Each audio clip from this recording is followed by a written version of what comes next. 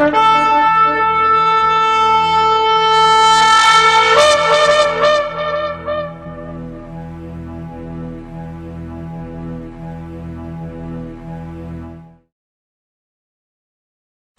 a leer el capítulo 20, la lectura del capítulo 20 de Éxodo. Dice así la palabra del Eterno: habló Elohim todas estas palabras diciendo: yo soy Yahweh tu Elohim, que te saqué de la tierra de Egipto, de casa de servidumbre. No tendrás dioses ajenos delante de mí, no te harás imagen de ninguna semejanza de lo que está arriba en el cielo, ni abajo en la tierra, ni en las aguas debajo de la tierra. No te inclinarás a ellas, ni las honrarás, porque yo soy Yahweh tu Elohim, fuerte, celoso, que visito la maldad de los padres sobre los hijos hasta la tercera y cuarta generación de los que me aborrecen, y hago misericordia a millares a los que aman y guardan mis mandamientos. No tomarás el nombre de Yahweh tu Elohim en vano, porque no dará por inocente Yahweh el que tomare su nombre en vano. Acuérdate del día de reposo para santificarlo. 6 días trabajarás y harás toda tu obra, mas el séptimo día es reposo para Yahweh tu Elohim. No hagas en él obra alguna, tú, ni tu hijo, ni tu hija, ni tu siervo, ni tu criada, ni tu bestia, ni tu extranjero que está dentro de tus puertas. Porque en 6 días hizo Yahweh los cielos y la tierra, el mar y todas las cosas que en ellos hay, y reposó en el séptimo día. Por tanto Yahweh bendijo el día de reposo y lo santificó. Honra a tu padre y a tu madre, para que tus días se alarguen en la tierra que Yahweh tu Elohim te da. No matarás, no cometerás adulterio, no hurtarás, no hablarás contra tu prójimo falso testimonio, no codiciarás la casa de tu prójimo, no codiciarás la mujer de tu prójimo, ni su siervo, ni su criada, ni su buey, ni su asno, ni cosa alguna de tu prójimo. Todo el pueblo observaba el estruendo, los relámpagos, el sonido del shofar, el monte que humeaba, y viéndolo el pueblo temblaron y se pusieron de lejos. Y dijeron a Moisés: habla tú con nosotros y nosotros oiremos, pero no hable Elohim con nosotros para que no muramos. Y Moisés respondió al pueblo: no temáis, porque para probaros vino Elohim, y para que su temor esté delante de vosotros, para que no pequéis. Entonces el pueblo estuvo a lo lejos, y Moisés se acercó a la oscuridad en la cual estaba Elohim. Y Yahweh dijo a Moisés: así dirás a los hijos de Israel: vosotros habéis visto lo que he hablado desde el cielo con vosotros. No hagáis conmigo dioses de plata, ni dioses de oro os haréis. Altar de tierra harás para mí, y sacrificarás sobre él tus holocaustos y tus ofrendas de paz, tus ovejas y tus vacas, en todo lugar donde yo hiciere que esté la memoria de mi nombre. Vendré a ti y te bendeciré. Y si me hicieres altar de piedras, no las labres de cantería, porque si alzares herramientas sobre él, lo profanarás. No subirás por gradas a mi altar, para que tu desnudez no se descubra junto a él. Palabra del Eterno. Llegamos al capítulo 20 del libro de Éxodo, nuestro estudio sistemático, y vemos la promulgación de los 10 mandamientos a Aseret Adibrot, cómo el pueblo en este capítulo se llena de terror y de temor. Claro, Moisés los confronta y vemos una prohibición muy fuerte que se vuelve a reiterar, que es la prohibición de idolatría. Y finalmente vemos también en parte de este capítulo, que ya son el conjunto de leyes, las instrucciones acerca de cómo construir un altar para el Creador. Vaidaber Elohim el Cora de Barina L. Lemor, dice nuestro verso 1. Habló el Eterno todas, el Cora L de Barín, todas estas palabras diciendo. ¿Quién habló? ¿Habló Moisés o habló el Eterno? Habló el Eterno. El escenario. Ya estuvimos estudiando el capítulo 19. Ya se había listado para la proclamación de la Torá, o de la ley moral, podríamos decir, que siempre de allí en adelante ha permanecido como la norma fundamental de conducta, ¿sí?, para incontables millones y millones. Nadie negará que este fue uno de los sucesos trascendentales y decisivos de la historia de la humanidad. Nadie va a negar eso. Tampoco puede nadie negar la necesidad vital que tienen todos los hombres de un código, ¿sí?, vamos a decirlo así, de un código, de una constitución tal de conducta debido a las imperfecciones del comportamiento de la gente. Y claro, hablamos de lo espiritual también, y las tendencias a hacerlo malo, el Yetzirah, que está en el corazón de cada persona. Hacer de Dibrot, los 10 mandamientos, despoya por encima de todas las otras leyes morales y espirituales. ¿Por qué? Porque abarca toda la conducta humana. Y es la única ley, podemos decir, que puede controlar con eficiencia lo que sería la conciencia de la persona. Es un manual condensado de la conducta humana que abarca todo lo que atañe al deber humano en todos los tiempos. No hablo solamente de Sinai, no hablo solamente del desierto de Israel, no hablo de eso. Estoy hablando a futuro. De hecho, Mashiach se refirió a los mandamientos como el camino por el cual se puede alcanzar la vida eterna en Mateo 19, versículos 16 al 19. Claro, son adecuados para toda forma de sociedad humana, no solamente para los israelitas. Los israelitas fueron los encargados de recibirlo, pero no fue exclusivamente para ellos. Entonces son aplicables, están en vigencia mientras dure la vida humana. Mateo 5:17 y verso 18, ya lo conoce usted. Entonces nunca pueden volverse anticuados, ¿sí? ¿Por qué? Porque es la voluntad y el carácter del Creador de toda la existencia. Por eso, con mucha y con buena razón, los entregó a su pueblo, tanto oralmente como por escrito. Anótese Éxodo 31:18 y Deuteronomio 4:3. Entonces, aunque fue dado al hombre por autoridad divina, los 10 mandamientos no es una creación arbitraria, ¿sí?, de la voluntad del Creador. Más bien es una expresión de su naturaleza. Entonces, ¿cómo conocer al Creador? A través de su palabra. ¿Cómo conocer a nuestro Hacedor? A través de lo que Él dijo. Si yo no conozco lo que Él dijo, ¿cómo voy a conocer su pensamiento y su accionar? Entonces esto va de la mano. Dice la Escritura que el hombre fue creado a la imagen de Elohim, en Génesis 1:27. Fue hecho para ser consagrado como Él lo es. Primera de Pedro 1:15 y 16. Entonces los 10 mandamientos son la norma ordenada desde lo alto. Romanos 7, versos 7 al 25, se lo dejo para que lo estudie. ¿Sí? Seguimos entonces. ¿Qué es el punto que vamos a analizar hoy? Si bien vamos a estudiar Aseret Dibrot, pero tenemos que entender que todo lleva un orden. Todo lleva un orden. Muchas veces el ser humano sale corriendo y se esfuerza, y está bien que se esfuerce, para obedecer, para instruirse, para crecer espiritualmente. Pero muchas veces lo hace inconscientemente. Es decir, que no está realmente convencido de lo que está haciendo. Y por eso muchas veces tropieza. Por eso muchas veces no puede cumplir con su palabra. Con lo que dijo, a eso me refiero. Dice nuestro verso 2, primer mandamiento: Anoji Yahweh Eloheja, asher hotzeticha me'eretz Mitzrayim y beit Avadim. Yo soy Yahweh, dice el verso 2, Eloheja, tú Elohim, tú hacedor, tú juez, el que te hizo, el que te formó. Asher hotzeticha, también el que te sacó, me'eretz Mitzrayim, de la tierra de Egipto, mi beit Avadim. ¿Sí? De la casa de los esclavos significa. ¿Cuál es el primer precepto? Reconocer la existencia del Creador. Si yo reconozco que hay un Creador, que hay un Hacedor, que hay un Todopoderoso, puedo entonces obedecer.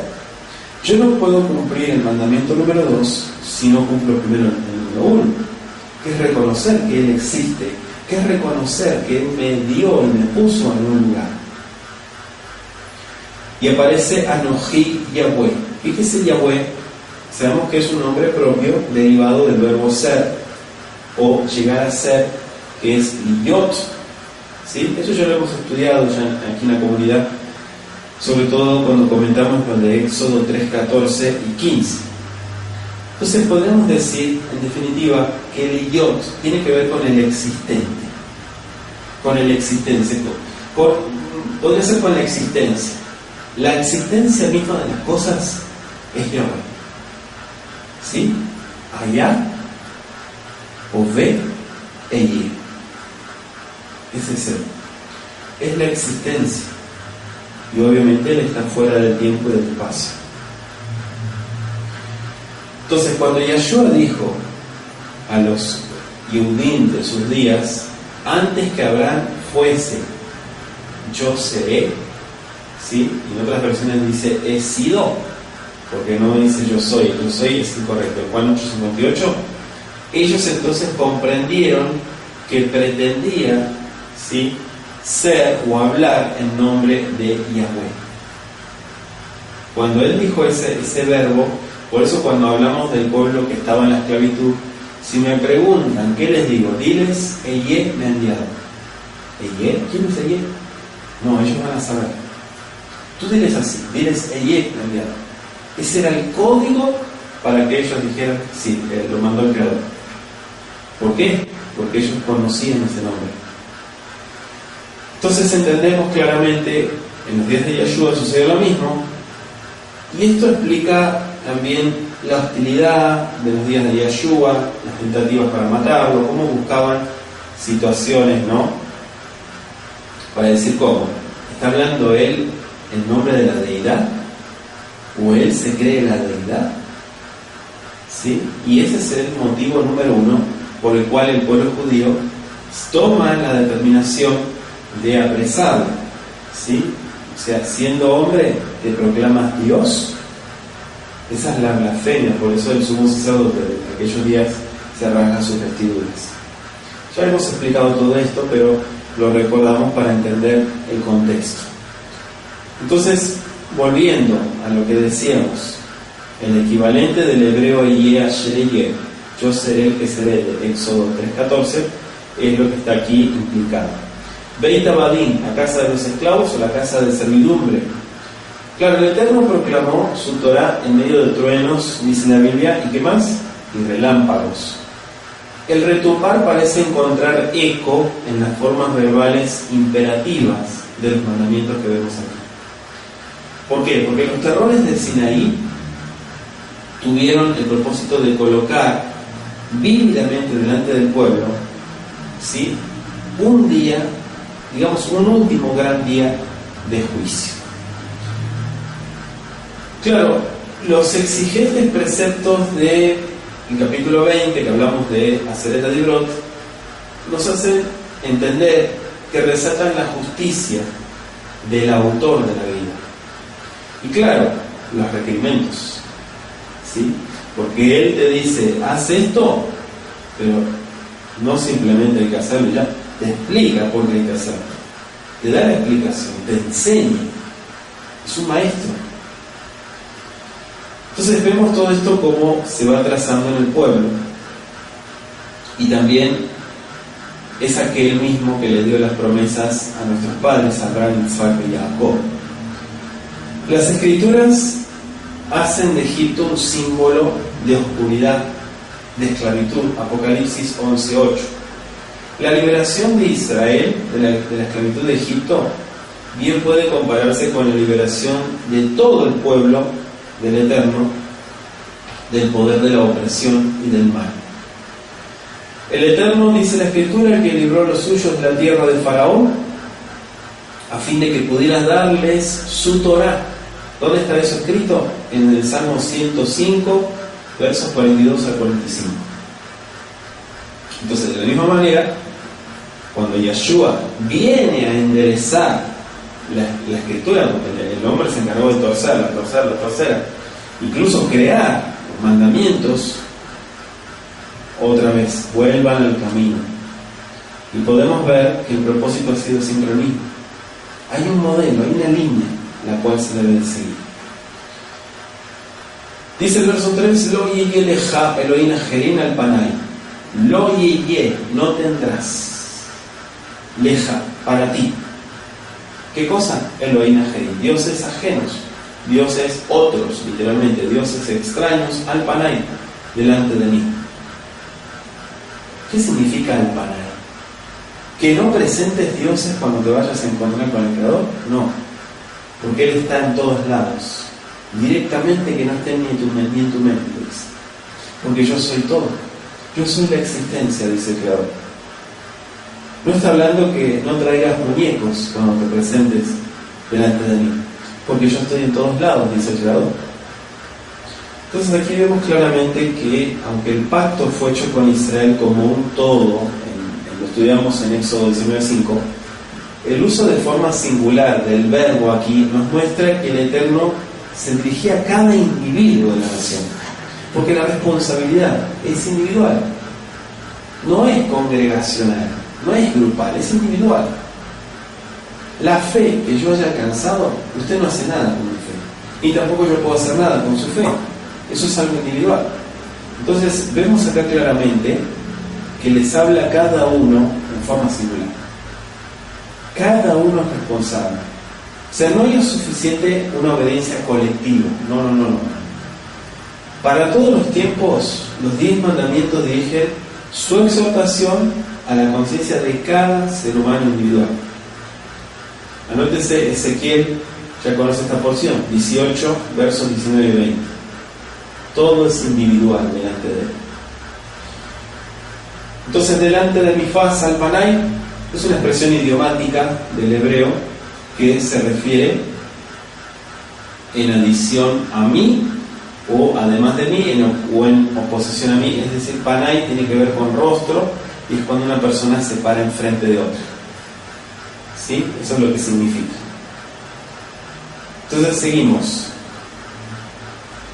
Verso 4. Lo taseh lecha fesel bechol temunah asher bashamayim mima'al ba'asher ba'aretz mitachat ba'asher ba'mayim mitachat la'aretz. Lo taseh lecha fesel bechol temunah. ¿Qué significa? Lo taseh, no te hagas imagen de ninguna semejanza de lo que está arriba en el cielo, ni abajo de la tierra, ni en las aguas debajo de la tierra. Nada. Fesel, temuná. Fíjense las palabras que utiliza la Biblia, están muy interesantes porque así como el primer mandamiento hace resaltar el hecho de que no hay sino un solo Elohim, ¿sí?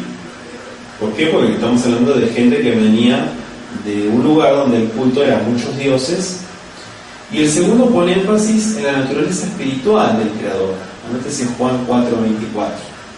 Desaprobar la idolatría, desaprobar el materialismo es un punto importante aquí en este versículo. Este mandamiento no prohíbe necesariamente el uso de esculturas o pinturas, no. La habilidad artística, las imágenes empleadas en la construcción del santuario, que las vamos a ver posteriormente en el capítulo 25, versos 17 al 22. Bueno, usted sabe que el primero de Reyes 6 habla del templo de Salomón. ¿Cuántas imágenes hay allí? Pero no era fesel ni temuná. Aquí está hablando de algo en particular, no está hablando de cualquier imagen. Por eso muchos fanáticos religiosos dicen: yo no quiero tener ninguna imagen, y andan con toda su ropa lisa, plana, flat. ¿Y qué tiene que ver eso? No tiene nada que ver. No, yo no uso estampado por esto y por esto y por esto. Entonces no tiene nada que ver con lo que dice la Biblia. Por eso siempre el ser humano agarra para cualquier lado, y lo que menos hace es cumplir el objetivo de lo que dice la Escritura. Vemos claramente, hay un relato en Números 21, 8 y 9 de la serpiente de bronce. No sé si se acuerdan ustedes. También pueden buscar Segundo de Reyes 18:4. Claro, todo eso nos prueba claramente que el segundo mandamiento no prohíbe el material ilustrativo. ¿Sí? No. Lo que, digamos, por él se condena es la reverencia, la adoración o la semi-adoración que las multitudes de muchos países rinden a imágenes o a esculturas. ¿Sí? Usted puede tener una imagen, no un ídolo, estoy hablando de imágenes, de artístico, algo. Usted no lo pone contra la pared y se tira al piso y empieza a adorar, y le prende velas. Usted no hace eso, ¿verdad? Eso es lo que está hablando aquí. Eso es lo que sí hacen otros pueblos. Las imágenes son motivo de adoración. La excusa de que los ídolos mismos no son adorados no disminuye la fuerza de esa prohibición. Los ídolos no solo no deben ser adorados, ni siquiera deben ser hechos, según la Biblia. Claro, la estupidez humana de la idolatría radica en ¿dónde? Que los ídolos son el producto de la, entre comillas, habilidad humana.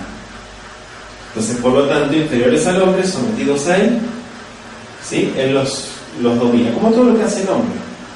Todo lo que hace el hombre lo manipula, lo lleva, lo trae. ¿Por qué? Porque lo hizo él, es producto de él, no es producto del creador. Anótese Oseas 8:6. El hombre puede rendir verdadera adoración dirigiendo sus pensamientos únicamente a alguien que es mayor que él mismo, no menor. Si se posa ante un pedazo de piedra, de madera, una imagen, todo eso es menor, no es mayor. Eso es lo que está diciendo acá. Ninguna semejanza. La triple división, porque aquí se presenta cielo, tierra, mar. ¿Dice así? Cielo, Shamay, Aretz, Mai, Mitahal Aretz, que es el mar, ¿no? O Yam, como lo conocemos. Abarca todo el universo físico y es la base de la cual los paganos idearon sus deidades. ¿Por qué? Porque les dieron forma. Y eso dice Deuteronomio 4:15 al 19 y Romanos 1:22 al 23. Del mar están los dioses del mar, de los truenos de los cielos están los dioses de los truenos, del fuego, de la lluvia, ¿sí? De la tierra. Entonces ahí es donde tocamos los tres puntos. Dijimos cielo, tierra y mar. Ese es el orden que aparece aquí. Verso 5. Lo tishtachape, la en, velot ta'aveh, כי אנוכי יהוה אלוהיך אל קנה פוקד עוון, אבות על בנים אל שלישים ואף ליבאים לשונאי. ועושה חסד, verso 6, ועושה חסד לאלפים לאוהביי ולשומרי מצוותיי. Le dijo, no te inclines. O sea, lo tishtachape es adorar. Lo tishtachape, no adores. Porque la shtachapa significa postrarse en adoración. Acá dice no te inclines. O sea, esto ataca la honra externa dada a las imágenes en todo el mundo antiguo. No se las consideraba como emblemas, sino como reales y verdaderas encarnaciones de una deidad. Así se las consideraba. Entonces se creía que los dioses establecían su morada en esas imágenes. Lo que les hacían no eran estimados, aún podían ser despreciados, pero su artefacto idolátrico era adorado con reverencia y se le rendía culto. O sea, un ejemplo, el carpintero que hacía el muñeco, hasta lo podían insultar y lo golpeaban. Entonces, ¿por qué? Se supone que, según los órdenes, el que hace es superior. No, el pensamiento de la idolatría es al revés. El muñeco es superior al que lo hizo. Fíjense cómo se invierten los valores, ¿no? Y dice Elohim fuerte, celoso. O sea, aquí vemos claramente que él rehúsa compartir su gloria con ídolos. Eso está también en Isaías 42:8 e Isaías 48:11. Entonces él declina el servicio, el culto a un corazón dividido. Éxodo 34:12 al 15, y le dejo de tarea Deuteronomio 4:23 y 24. Y Yeshua mismo dijo en Mateo 6:24: ninguno puede servir a dos amos. ¿Sí? O sirve a uno y queda mal con el otro, o viceversa. Pero no se puede servir a dos amos. No, tiene que haber un solo amo, un solo dueño. Dice: visito la maldad. Fíjese que aquí sí vemos una aparente amenaza. Ha turbado a muchos que ven en ella la manifestación de una venganza. Sin embargo, tenemos que hacer una distinción entre los resultados naturales de una conducta torcida, ¿sí?, y el castigo que se inflige debido a ello. O sea, el Eterno no castiga a una persona por los malos hechos de otro. Por eso le dije Ezequiel 18, versos 2 al 24. Repito, el Eterno no castiga a una persona por los malos hechos de otra persona. No. Si castiga a esta persona es por lo que ella hizo. por lo que hizo esa persona. Eso es lo que dice la Escritura. Entonces cada hombre es responsable, somos responsables delante de Elohim por nuestros propios actos.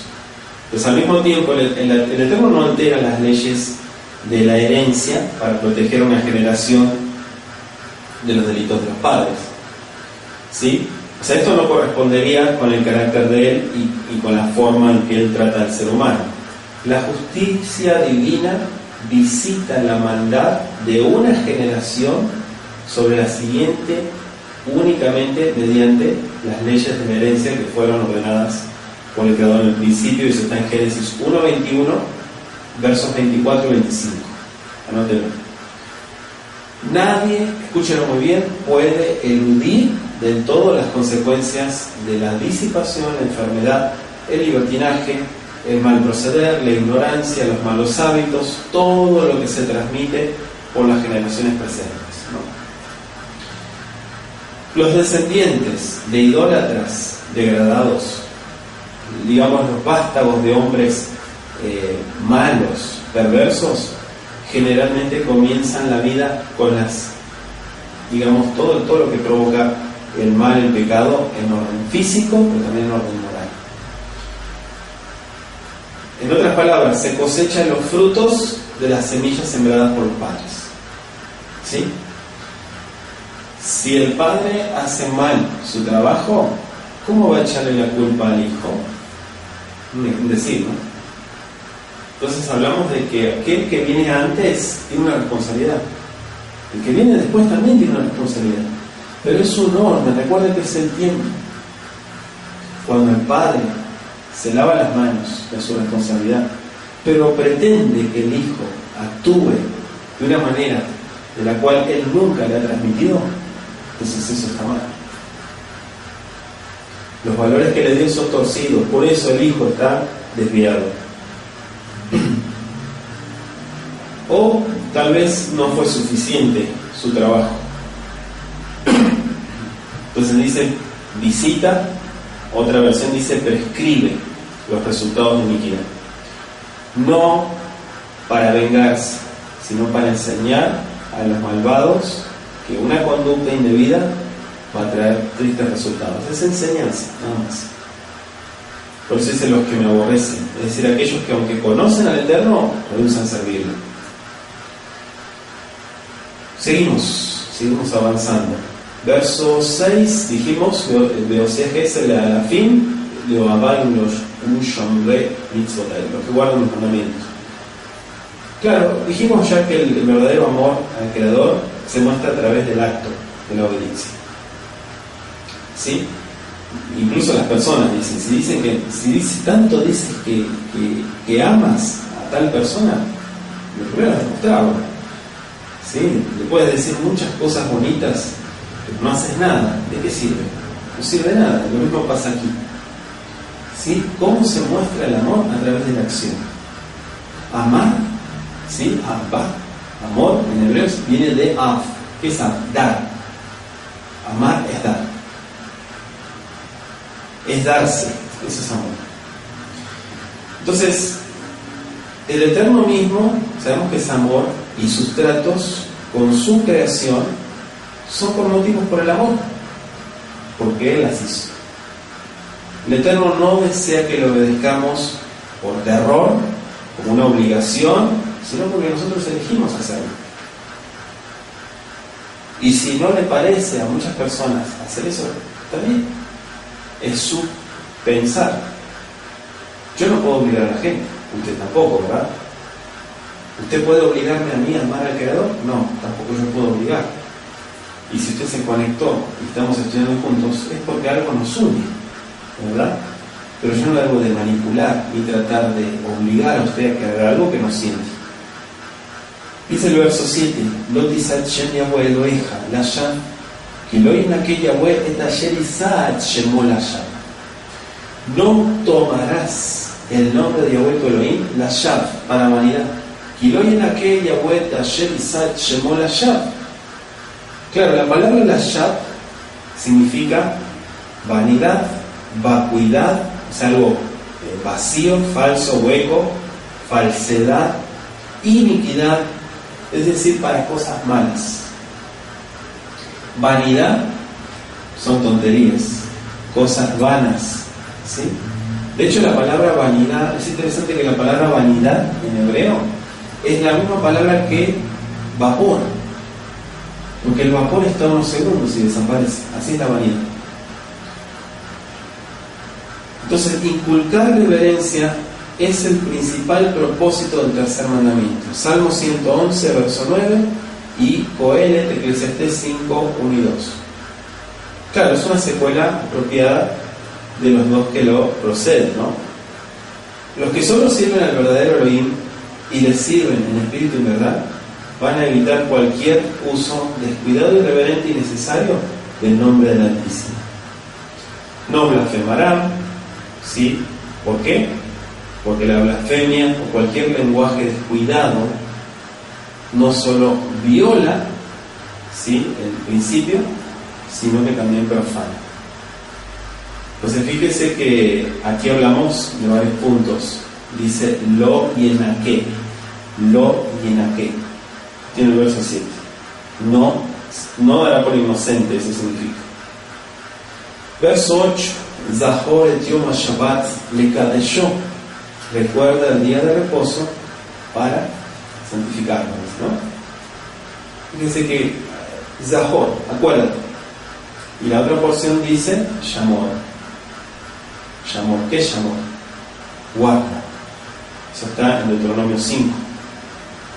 Esta palabra Zahor no hace más importante el cuarto mandamiento que los otros 9. Todos son igualmente importantes. Quebrantar uno es quebrantar todos, dice Santiago 2, verso 8 al 11. Pero el mandamiento del día de reposo nos recuerda que Yom HaShevi, Yom Shabbat, el día séptimo, el día de reposo, es el descanso señalado por Elohim para el hombre. Y la palabra Shabbat es interesante, que significa descansó. Perdón, reposó, descansó es menujar. Reposó, porque con esa palabra, el verbo, ¿sí?, reposó, tercera persona, en tiempo pasado, nos recuerda que el Eterno lo hizo. Entonces, nos conecta con lo que Él hizo. Esa es la idea. Nos conecta con lo que el hombre tiene que hacer, reposar. Entonces, todo esto nos lleva a estudiar Génesis 2, verso 1 al 3, ¿sí?, varias porciones que entendemos, incluso Marcos 2:27. Sabemos que en un sentido personal, el Shabbat se representa como un recordativo de que en medio de los afanes de la vida no tenemos que olvidar al Creador, ¿sí? Podemos hacer nuestras cosas, pero no debemos olvidarnos de Él. Entrar plenamente, digamos, en Shabbat es hallar esa valiosa ayuda para obedecer el resto de los mandamientos. Es la conexión con lo sagrado, es la conexión con el Altísimo. Por eso deberíamos recordar también que es el descanso del trabajo físico. Por eso dice reposa. Y no solamente tú, sino los que están contigo también. Todo nos acerca a la finalidad del Shabbat, o del día sábado, si usted quiere. Es para recordarnos esa conexión con la creación de todas las cosas. Nos advierte también que hay un tiempo cuando el Creador, otra vez, dice Apocalipsis 21, versículo 5, hará nuevas todas las cosas. Entonces es importante vivir el tiempo que el Creador nos regaló, porque llegará un tiempo donde Él hará todo nuevo. También es un recordativo de que el Eterno está listo para restaurar, para sanar desde el principio. Anótese Ezequiel 20:20, Génesis 2, verso 1 al 3, y vamos al verso 9 del capítulo 20. 6 días trabaja y haz todo tu labor. ויום השביעי שבת ליבוא אלוהיך, לא תעשה כל מלאכתה, אתה ובנך ובתך, עבדך ואמתך ובאמתך, דרך אשר Tishaleja. Claro, aquí nos deja muy, digamos, detallado que no solamente uno es responsable, sino también de los que te rodean. Y eso es el privilegio, ¿no? Como una orden. El trabajo que se deba hacer tiene que realizarse en los 6 primeros días de la semana, del domingo al viernes. De modo que el sábado, el cual corresponde al 7º día, queda, ¿sí? Puede quedar completamente libre para la conexión con el Creador. El 7º día, dice nuestro verso 10, Yom HaShevi, sabemos que se refiere a ese día. Y dice Génesis 3, verso 17 al 19, que la característica del Shabbat es muy importante para el hombre en su estado de falta. ¿Por qué? Porque cuando dice la Escritura que debe ganarse el pan con el sudor de su rostro. Entonces este es el punto importante que nos recuerda el trabajo físico, pero también el descanso físico. Es reposo para Yahweh, Shabbat la Yahweh. En hebreo, reposo, aquí no tiene el artículo definido él, no dice. Pero claro, no le quita exactitud al mandamiento de Shabbat. Hago la aclaración. ¿Cuándo es el día de reposo? ¿Es el sábado o es el domingo? Es el sábado. La Biblia nos deja en claro que es ese día. No hagas obra en él alguna. Fíjense que no prohíbe obras buenas, ¿sí? Sino que habla del trabajo esencial para la preservación de la vida.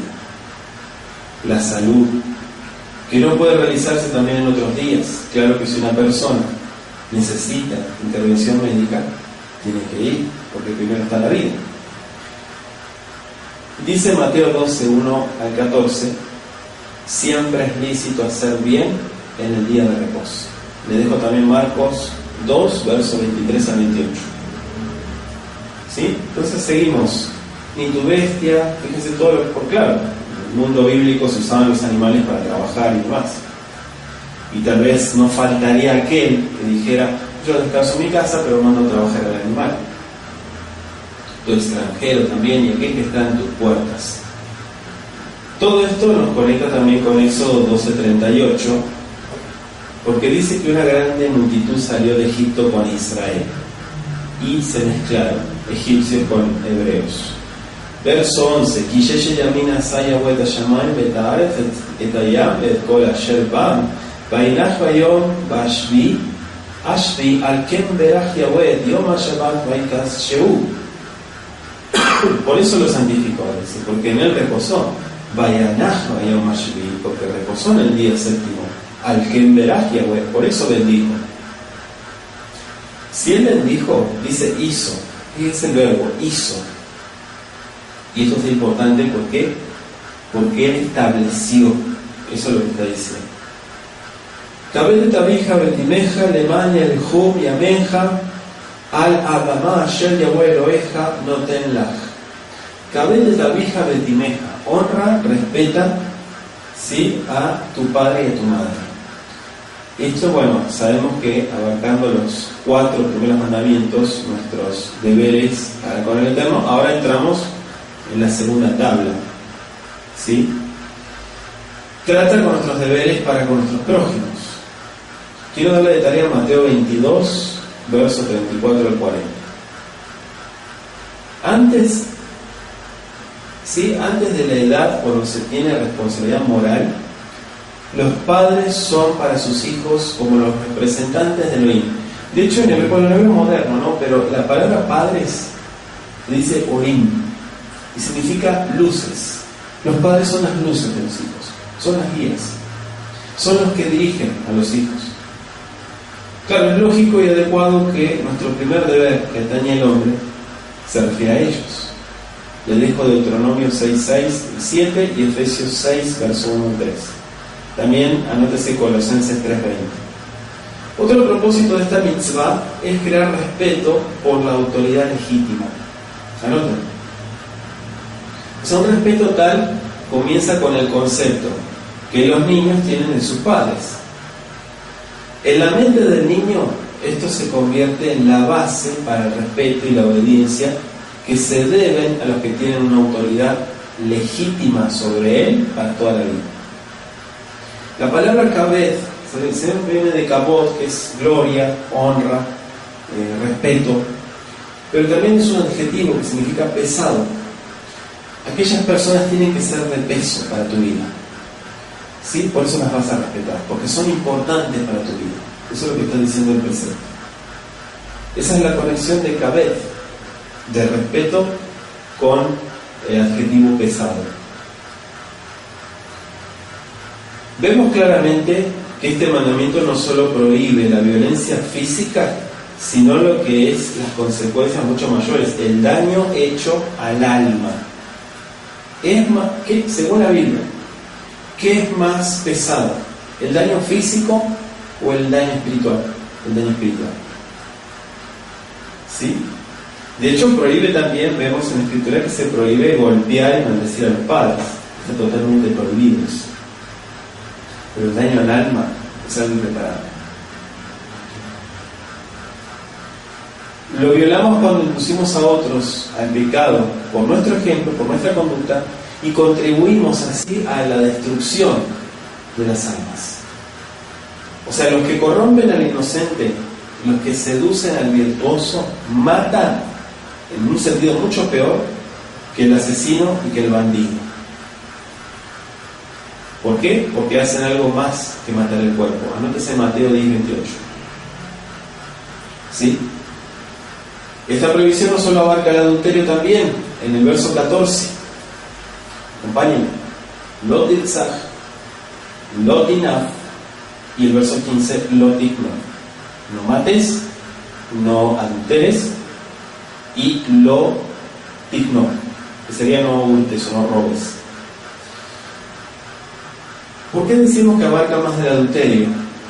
También la fornicación, la impureza, todo lo que tiene que ver, lo que se conecta con esto, ya sea cualquier clase, hechos, palabras, pensamientos, como dice Mateo 5, 27 y 28. Nuestro tercer deber para con nuestro prójimo significa respetar, honrar el vínculo sobre el cual se edifica la familia. Y hablo de la relación matrimonial. ¿Sí? ¿Qué es una familia? Es el matrimonio. ¿No son los hijos? No, los hijos son la consecuencia. Muchas veces se le da importancia a los hijos, pero el matrimonio es un desastre. No, la base de la familia es el matrimonio. Son los que forman la familia. Si los padres están bien, los hijos van a estar bien. Si los padres están mal, si el matrimonio está mal, los hijos van a estar mal. Por eso hay que analizar los principios, no mirar las consecuencias. La base, los pilares de la familia es la relación matrimonial. Este es el orden. El casamiento hace del esposo y la esposa, dice Génesis 94, una sola carne. Entonces, ser desleal a esa unión sagrada, bendecida por el Creador, o inducir a otro a hacerlo, es despreciar lo que es sagrado, y es también matar, es cometer un crimen. ¿Adulterar es ser un asesino? Sí, según la Biblia sí. A través de toda la historia humana, por regla general, no se ha considerado como una falta grave el que un esposo se convierta en adúltero. Sin embargo, si la esposa era culpable, se la trataba con la máxima severidad. Claro, la sociedad habla de la mujer caída, pero poco se dice del hombre caído. Qué mal, ¿verdad? Si los dos son iguales. Y el mandamiento se aplica a ambos, no a la mujer. Hago la aclaración, al esposo y a la esposa. Anótese Hebreos 13:4 y Apocalipsis 21:8. Entonces decíamos, no hurtarás, ¿sí? O lotit no, que sería no robes, en tiempo presente. Aquí se presenta el derecho a tener propiedades, derecho que tiene que ser respetado por otros. Para que tan siquiera, escúchenlo muy bien, exista una sociedad, este principio tiene que ser salvaguardado. De lo contrario, no hay seguridad, no hay protección. ¿Quién quiere tener algo cuando sabes que te lo van a quitar? ¿Verdad? todo sería una anarquía.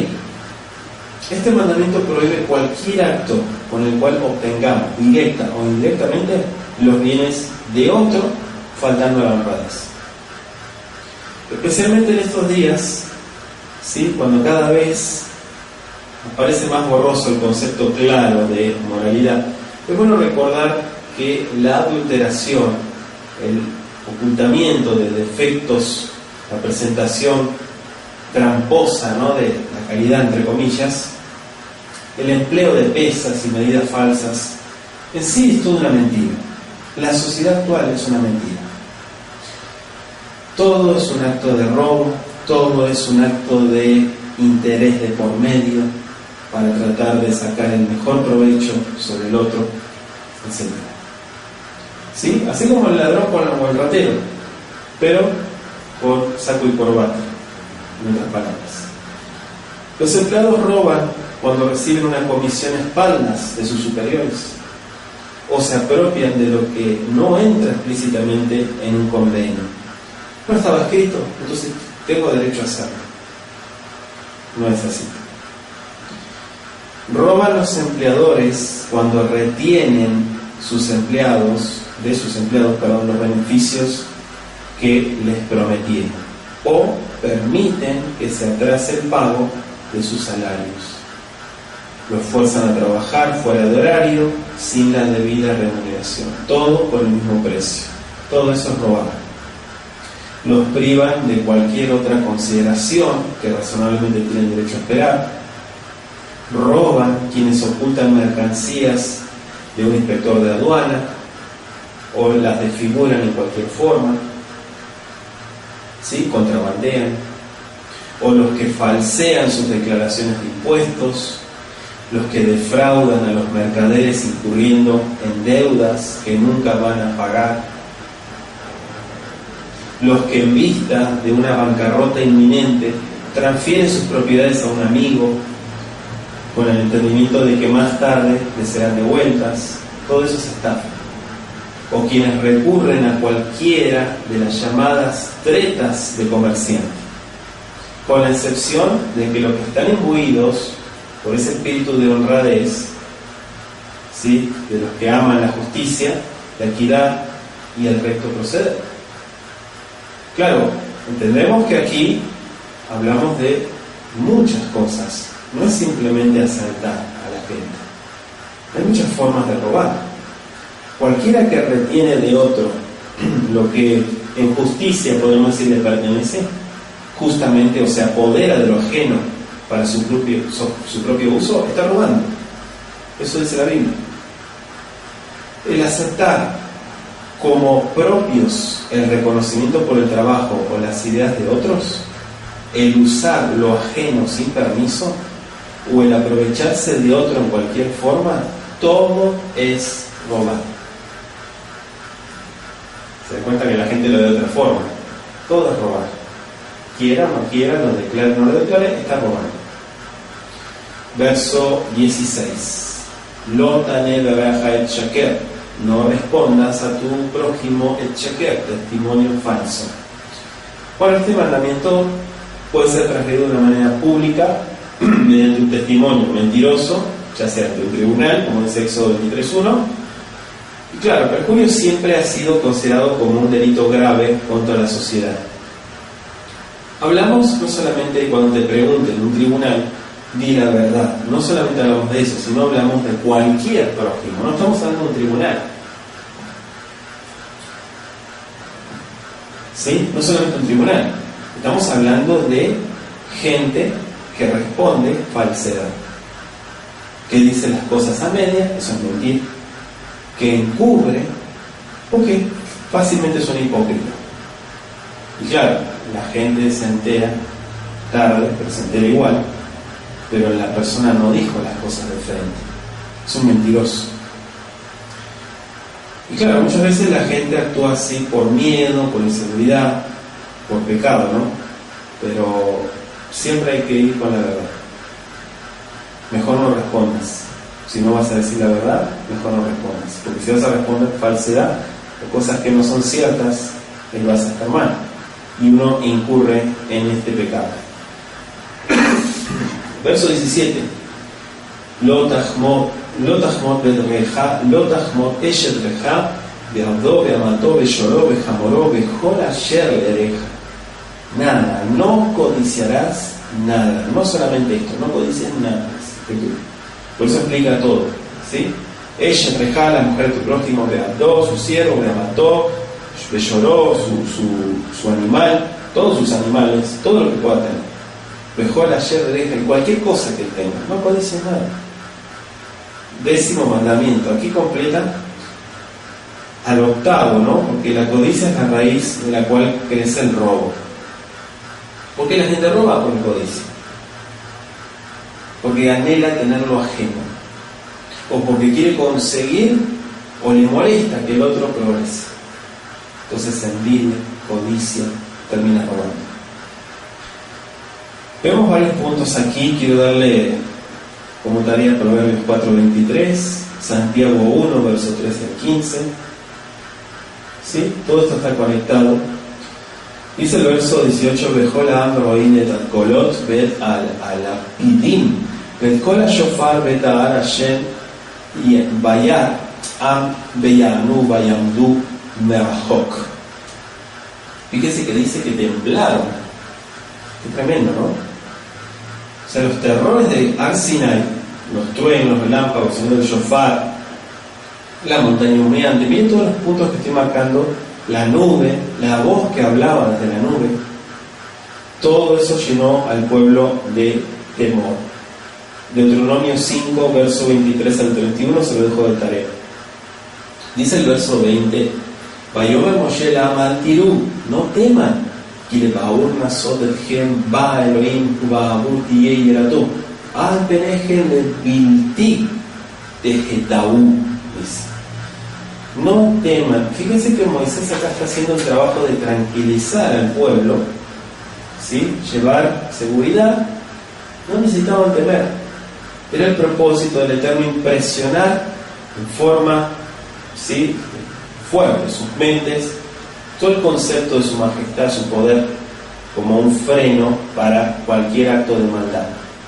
Los israelitas tenían todavía su comprensión de Elohim un poco torcida y por lo tanto necesitaban la disciplina del temor hasta que llegara el tiempo cuando estuvieran listos para ser guiados por la voz en el desierto. Claro, todo esto nos ayuda a entender que necesitaban esa disciplina, que ellos sí o sí tenían que ser dirigidos. Dice nuestro verso 21, Vayamot am merachok Moshe, se acercó Moisés, Nigash el Arrafel asher sham le'Elohim. Cuando el pueblo se retiró, quizás hasta las puertas de sus tiendas, Moisés dice se acercó a Elohim.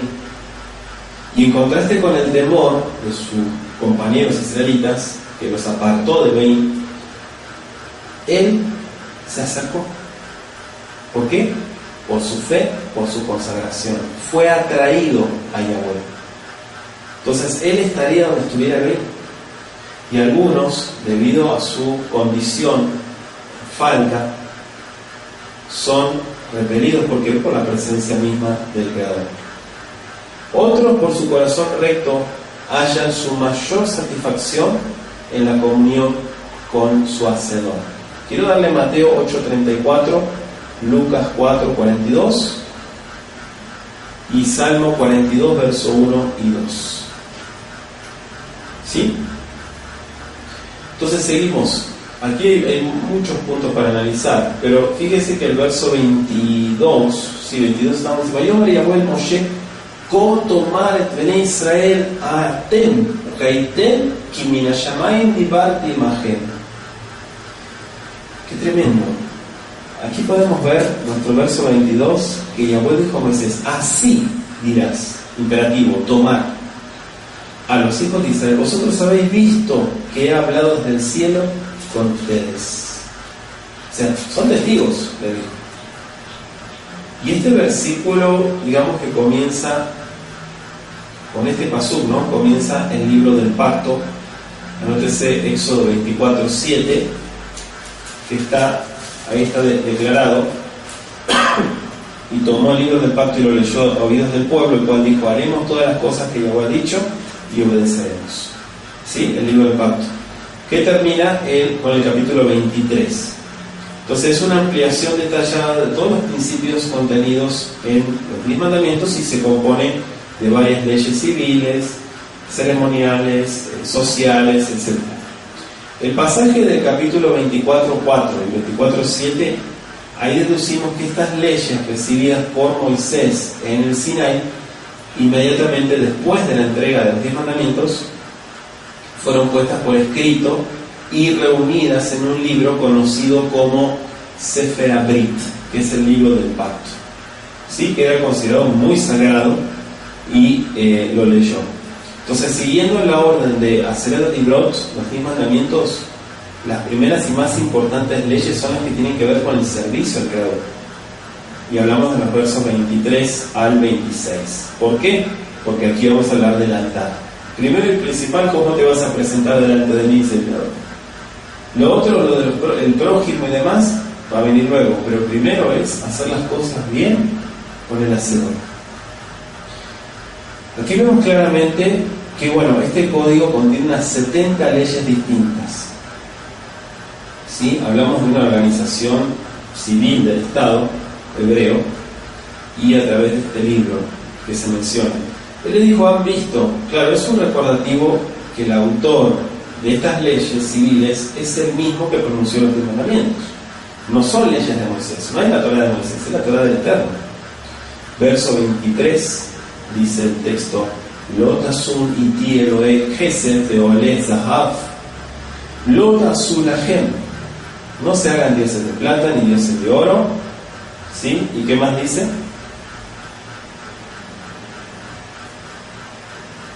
Ni dioses de oro no hagáis conmigo. ¿Sí? O sea, conmigo eso no va para nada. Entonces es comprensible que esta repetición del segundo mandamiento, Elohi Eleja Elohi Najerim, al Panay, referente a la idolatría, ¿sí? Aquí se muestra lo fuerte que era la presión idolátrica para el pueblo. Esto es una evidencia y está muy bueno, porque aquí podemos comprender mejor el pensamiento del pueblo en esa época. Claro, cuando el pueblo pensó que Moisés lo había dejado, inmediatamente dice Éxodo 32, hizo un becerro de oro. Pero el Eterno es espíritu, no es oro, no es plata, para que no lo adoren con materiales, con cosas materiales. Entonces permaneció invisible mientras hablaba desde la nube en el monte Sinaí, dice Deuteronomio 4:12. Claro, el verso 24 dice: Misbah Adamat Aseli, hazme un Misbah Adamá, un altar de tierra. Los altares eran esenciales en la antigüedad, ¿no? Con frecuencia eran hechos de arcilla, tierra humífera o piedras también recogidas de algún lugar. Y los altares de la época de los patriarcas quizá eran de esta clase, según Génesis 8:20, Génesis 12:7, Génesis 13:18, Génesis 22:9. Claro, ahora se ordena que continuara la misma costumbre de los altares primorosos de piedras labradas. ¿Para qué? Para no fomentar la idolatría. Entonces, en razón de que las imágenes que pudieran esculpirse en los altares se convirtieran o sean una tendencia a la idolatría o al culto idolátrico. ¿Sí? Entonces, a eso se debe la prohibición. Se mencionan también las ofrendas. Fíjense que dice el verso 24: sacrificarás sobre él tus holocaustos y ofrendas de paz. ¿Sí? Ofrendas de paz. Claro, estas se introdujeron, no hay una explicación previa, pero indica que los sacrificios ya eran conocidos por el pueblo. Génesis 8:20, Génesis 22:9 y 13. Claro, no mucho antes, Jetro, dice la escritura, que había ofrecido en Éxodo 18:12 un sacrificio dentro del campamento de Israel. Y aunque durante muchos años los hebreos no habían ofrecido sacrificios al Eterno en Egipto, evidentemente preservaron la idea de hacerlo. Entonces fue con el propósito expreso de ofrecer sacrificios, por lo que Moisés pidió permiso a Faraón para ir al desierto. Déjanos ir a ofrecer sacrificios y a servir al Eterno en el desierto. ¿Sí? Entonces entendemos aquí que el verso 24, la segunda parte dice: y vendré a ti y te bendeciré. Fíjense cómo está explícito, ¿no?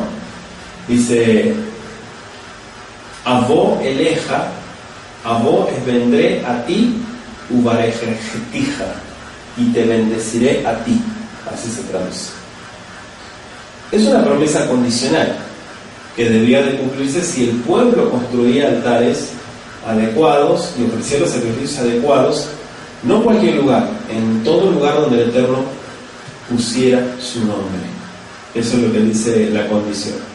En cuanto al altar de piedra, dice: Vein misbaja banim taseri lotibne tengas zipki jalteja anafatea alea betanjalelea. El altar de piedra que hagas para mí, condición, no desde alzar herramienta. Claro, en los casos cuando, a pesar de la preferencia divina, ¿no?, del verso anterior, el 24, el pueblo, es decir, erigía un misbea habanim, que es un altar de piedras, que era obviamente más permanente y más honorable, el Eterno requería que las piedras fueran dejadas en su estado rústico y natural. No las trabajes, no las vayas a cortar o tallar. Por eso dice alzar esa herramienta. Entonces aquí vemos claramente que todo lo que pudiera inducir al Ben Israel, al hijo de Israel, a la Avodat Zará, porque eso es lo que posteriormente se hizo. Tomaban un cincel, tallaban, le daban forma y se postraban y lo adoraban. Entonces dijo: no hagas nada de eso. ¿Sí? El altar es una expresión de la voluntad del Creador. Trátese de mejorarlo y se convertirá en una expresión de la voluntad del que está o del que intenta mejorar. ¿Sí? El altar es dedicado al Creador. Vemos el verso 26, que, bueno, esta es otra prohibición también que aparece, dice: velótale, pero no subas, vamalot, las escaleras, al misbeaji, asher lo tigale el betejala. O sea, por gradas, lo traducen acá, si el verso 26, a mi altar. ¿Para qué? Para que no se vea tu desnudez, no se descubra junto a ellos. ¿Qué vemos? Ya empezamos con leyes de santidad en nuestro verso 26. No es suficiente que la ofrenda sea hecha con un motivo puro, con un corazón dedicado. Tenía que ser ofrecida de una manera pura y reverente. ¿Sí? Claro, esta orden fue dirigida especialmente contra las indecencias carnales, digamos, relacionadas con toda idolatría, y nos ilustra una verdad eterna. El Eterno requiere decencia, orden. Él es orden. 1 Corintios 14:40. El Eterno incluso mira el carácter, pero también demanda que el carácter corresponda a la conducta. ¿Sí? Esto es lo que nos está enseñando la Torá. Y se demanda decoro adecuado, vestimenta, todo esto debido a la actitud. Por eso dice así Eclesiastés 5:1 y 2. Todas las instrucciones detalladas que el Eterno dio a Israel acerca de la forma de rendirle un servicio, un culto, por así decirlo, hace resaltar el hecho importante de que nada es baladí a la vista de él. Con frecuencia la fidelidad, la emuná, en lo que parece muy poco, determina si lo más nos puede ser confiado. Recuerda lo que dice Lucas 16, vamos a leerlo. Lucas 16.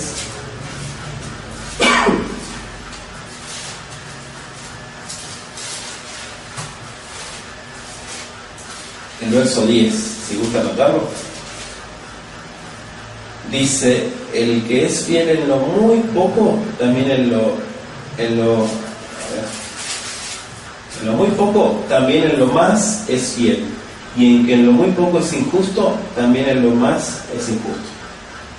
Como quien dice, incluso entendemos, ¿no? Si vas a hacer algo, hazlo bien. ¿Sí?